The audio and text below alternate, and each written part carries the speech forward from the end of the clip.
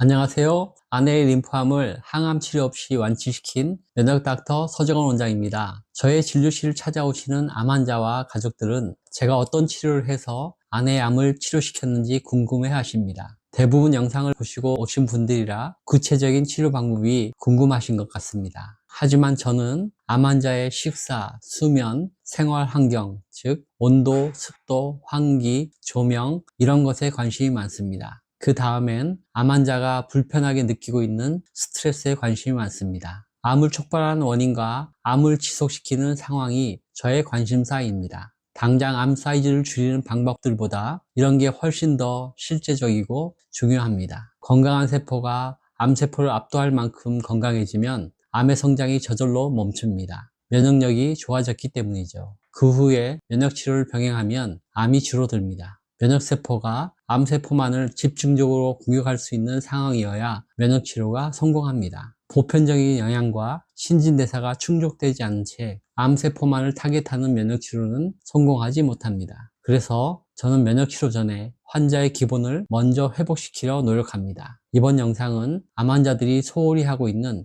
효소에 대한 내용입니다. 우리는 모두 먹어야 삽니다. 살기 위해 먹는 것이죠. 하지만 먹는 것만으로 건강한 생존이 보장되지는 않습니다. 효소가 제 기능을 해준다는 조건 하에서만 건강 생존이 가능합니다. 효소가 하는 일이 생명활동이기 때문입니다. 사람들이 가장 잘 알고 있는 효소는 소화효소입니다. 내가 먹은 음식은 단백질, 탄수화물, 지방, 비타민, 미네랄, 물과 식이섬유 등 각종 영양소로 구성되어 있습니다. 이런 음식을 먹으면 우리 몸 각 기관에서 이를 분해하는 소화효소가 분비됩니다. 음식물 속 영양소는 분자량이 수만, 수십만이 될 정도로 커서 소장의 점막세포가 흡수할 수 없기 때문입니다. 소화효소가 큰 분자들을 아주 잘게 분해해 주어야 흡수할 수 있습니다. 소화가 덜 된 음식물들은 꼭 필요한 영양소가 포함되어 있어도 흡수하지 못합니다. 대변으로 배출되기 전까지 장내에서 부패되며 독소를 만들고 각종 염증을 일으킵니다.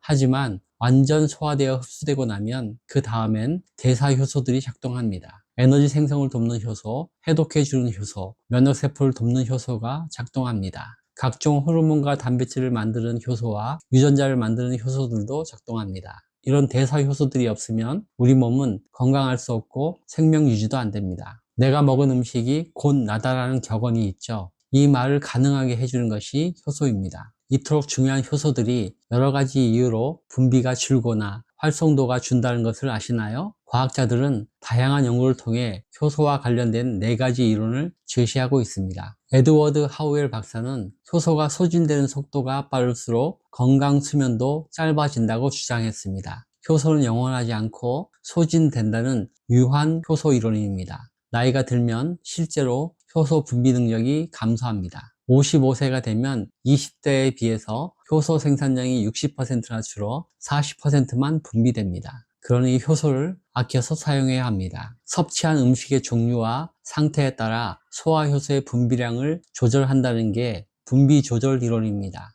자연 상태의 생식에는 그 음식을 스스로 소화할 수 있는 효소가 들어있어서 효소를 조금만 분비합니다. 하지만 가열된 음식이나 초가공식품은 효소가 파괴되어 있습니다. 이런 음식을 먹으면 더 많은 효소를 분비해야 합니다. 우리 몸은 한정된 에너지와 원료를 어디에 쓸지 끊임없이 결정합니다. 이것이 우선 이론입니다. 효소는 단백질입니다. 효소를 합성하는 과정은 세포 내에서 가장 많은 에너지를 쓰는 작업입니다. 그래서 소화 과정에 효소가 과잉 투입되면 대사효소 시스템에 보낼 자원이 줄어듭니다. 그 결과는 해독 기능 저하, 에너지 생산 기능 저하, 면역 기능 저하, 세포와 유전자 복구 기능 저하로 나타납니다. 반대로 효소 식품 보충이나 소식을 통해 소화효소의 부담을 줄여주면 우리 몸은 더 건강해집니다. 현대 노년학에서 주목하는 이론 중엔 단백질 항상성 이론이 있습니다. 단백질의 품질을 일정하게 유지하는 것이 건강 수명과 직결된다는 이론입니다. 나이가 들면 단백질을 새로 만들거나 이상 단백질을 분해하는 효소의 능력이 떨어집니다.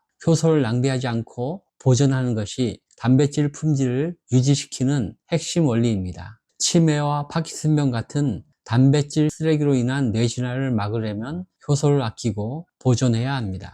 효소 건강 이론과 반대되는 치료가 난무하는 곳이 암치료 분야입니다. 그 실체를 설명해 보겠습니다. 항암제는 간과 내장에 존재하는 약물 해독 대사 효소의 활성을 변화시킵니다. 그래서 항암 치료를 받으면 구역감과 구토가 나고 간 기능이 나빠지는 것입니다. 5-FU와 같은 약물은 심각한 신경 독성을 일으킵니다.